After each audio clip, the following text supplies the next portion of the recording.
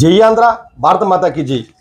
సద్దల రామకృష్ణారెడ్డి గారు, మీరు ప్రజలు పన్ను రూపంలో కడుతున్న సంపదను నెల నెల జీతంలో తీసుకుంటూ ప్రభుత్వ సలహాదారుగా ఉండి ఈరోజు వైఎస్ఆర్సీపీ పక్షాన మాట్లాడడం నీకు తగదు.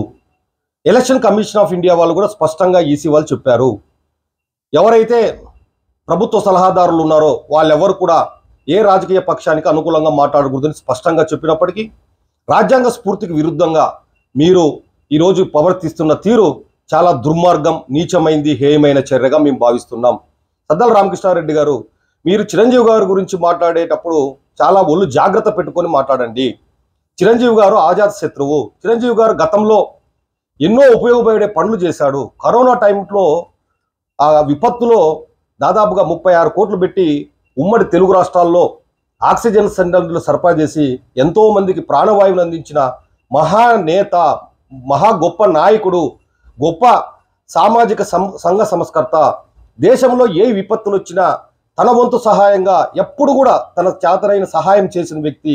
అటువంటి మహానుభావుని పట్టుకొని మీరు దుర్మార్గంగా ఈరోజు ఒక జనసేనకో లేకపోతే ఎన్డీఏ కూటమికో తనకు కావాల్సిన వాళ్ళు వెళితే తను మద్దతు తెలిపినందుకు నువ్వు దుర్మార్గంగా నీచమైన మాట్లాడితే మేము చూస్తూ ఊరుకోం. సద్దల రామకృష్ణారెడ్డి గారు, జాగ్రత్త. చిరంజీవి గారి గురించి మాట్లాడేటప్పుడు మీరు తెలుసో తెలియకో లేకపోతే అధికారం మదం ఎక్కువ దురహంకారంతో మీరు మాట్లాడే మాటలకు భవిష్యత్తులో మూల్యం చెల్లించుకోక తప్పదని నీకు హెచ్చరిస్తున్నాం. మరీ ముఖ్యంగా సద్దల రామకృష్ణారెడ్డి గారు, మీరు గతంలో కూడా మేము చూసాం, రజనీకాంత్ గారు ఏదో చంద్రబాబు నాయుడుకి పరిచయం అని చెప్పి ఏదో అనుకూలమైన మాట మాట్లాడితే అప్పుడు కూడా రజనీకాంత్ గారిని సాక్షాత్తు మీరు విమర్శించి మీ స్థాయి కాకుండా, స్థాయి తగ్గట్టు లేకుండా నీచమైన విమర్శలు చేశారు. చిరంజీవి గారు లాంటి వాళ్ళు ఇండస్ట్రీ కోసం సీఎం జగన్మోహన్ రెడ్డిని కలిస్తే లోపల ఆయన ఏదో సంస్కారవంతంతో సీఎం హోదాలో ఉన్నాడు జగన్మోహన్ రెడ్డి అని చెప్పేసి ఒక చిన్నపిల్లోడు తనకంటే వయసు అయినప్పటికీ కూడా నమస్కారం పెడితే ఆ వీడియో లీక్ చేసి చిరంజీవి గారిని అవమానించపరిచే విధంగా బయటికి పెట్టిన వీడియోలు, ఫోటోలు బయటికి పెట్టి అవమానించిన క్రమం మేము ఇంకా మర్చిపోలేదు.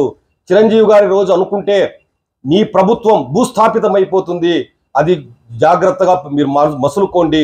చిరంజీవి గారు లాంటి వ్యక్తి మీద ఒక నింద వేసేటప్పుడు చాలా జాగ్రత్తగా మాట్లాడండి. మీరేందో నక్కలు, పులులు, సింహాలు అని మాట్లాడుతున్నారు. అయ్యా, అందరూ మనుషులు, ఇక్కడ సింహాలు జంతువులు లేరు. జంతువు పుడితే జంతువు అంటారు, మనిషి అనరు. మనుషులందరూ పులులతో, నక్కలతో, సింహాలతో పోల్చాల్సిన అవసరం లేదు. మరీ ముఖ్యంగా మీరు మాట్లాడేది గుంట నక్కలు, తోడేళ్ళు, ముళ్ళ పందులు అన్ని ఒకటైనని మాట్లాడుతున్నారే. ఎవరు మీరు? రాబందుల్లాగా ప్రజా సంపదని నీ జగన్మోహన్ రెడ్డి అండుకో. మీరంతా కూడా తోడేళ్ళలాగా జమై ఈరోజు రాష్ట్ర సంపదని, వనరుల్ని దోచుకుంటున్నారు. సారాయి వ్యాపారం చేస్తుండే ఎవరు రాష్ట్రంలో? ఈరోజు ఇసుక నుంచి వచ్చిన డబ్బులంతా డిజిటల్ పేమెంట్ లేకుండా ఇసుక మధ్యం నుంచి డబ్బులంతా ఎక్కడికి పోతుంది? 10 లక్షల కోట్లు అప్పు చేసినారు.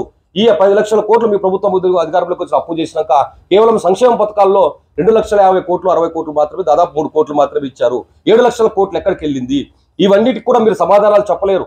ప్రజలకు ఇచ్చిన, రాష్ట్ర ప్రజలకు ఇచ్చిన హామీలు నెరవేర్తించలేదు. కేవలం మీరు గొప్పలు చెప్పుకుంటూ, మీరు మీ మీడియా ఛానల్లోనూ మీ పత్రికల్లో పోడుకుంటూ మేము అన్ని చేసేసామని చెప్పి ప్రజలు చెప్తున్నారు. మీకు చేతనైతే దమ్ము ధైర్యం ఉంటే ఎన్నికలకి ప్రజలకు మంచి చేశాము, లేకపోతే ఇక్కడ రోడ్లు వేసాము, లేకపోతే ఈ రంగాన్ని అభివృద్ధి చేశాము, లేకపోతే ఇన్ని పరిశ్రమలు తెచ్చాము, నిరుద్యోగులకి ఇన్ని ఉద్యోగాలు ఇచ్చాము, లేకపోతే అనే క్రమంలో మీరు చెప్పి ఎన్నికలకు రండి. కానీ కేవలం చిరంజీవి గారినో ఇంకోరినో ఏదో తిట్టో, లేకపోతే హింసించో, లేకపోతే మానసికంగా వేధిస్తామంటే చూసుకోం. మరీ ముఖ్యంగా చిరంజీవి గారి విషయంలో చాలా జాగ్రత్తగా మసులుకోండి. లేని పక్షంలో మీరు మూల్యం చెల్లించుకోక తప్పదని చెప్పి మీకు తీవ్రంగా హెచ్చరిస్తున్నాం. జై హింద్, జై జనసేన, భారత్ మాతాకి జై.